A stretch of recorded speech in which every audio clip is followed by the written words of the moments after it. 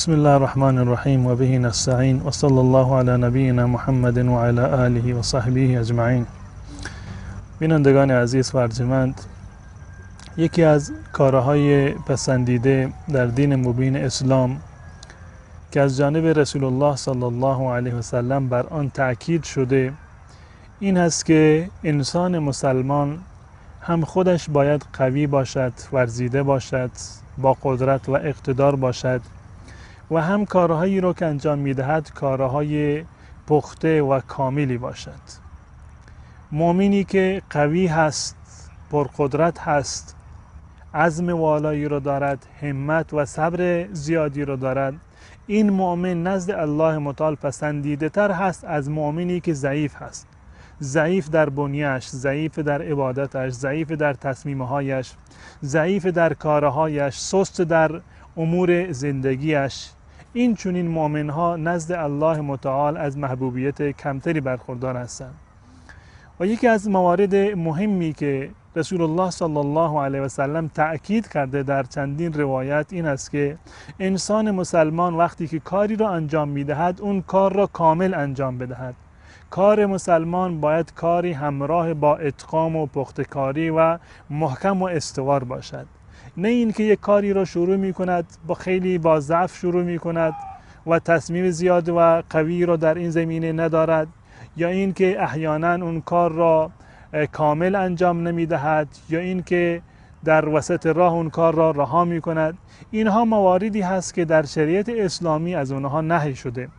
در روایتی از حضرت عایشه رضی الله تعالی عنها هست که رسول الله صلی الله علیه و سلم فرمودند ان الله یحب اذا عمل احدکم عملا ان یتقنه.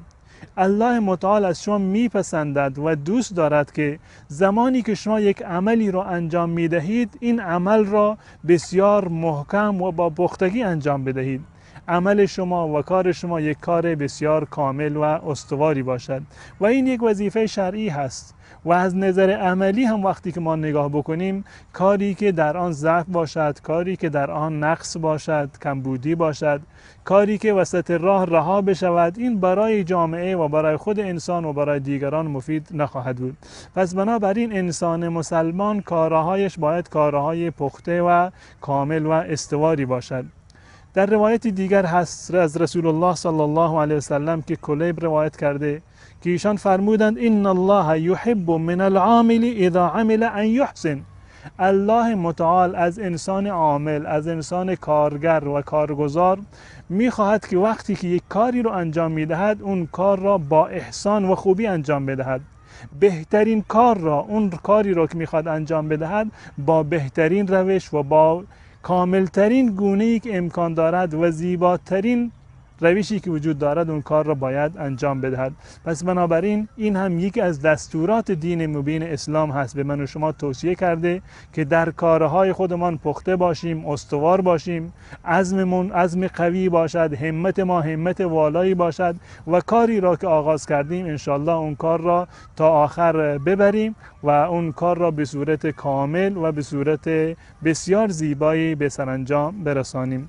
تا برنامه دیگر تمام شما را به الله متعال می سپارم. السلام علیکم و رحمت الله و برکاته.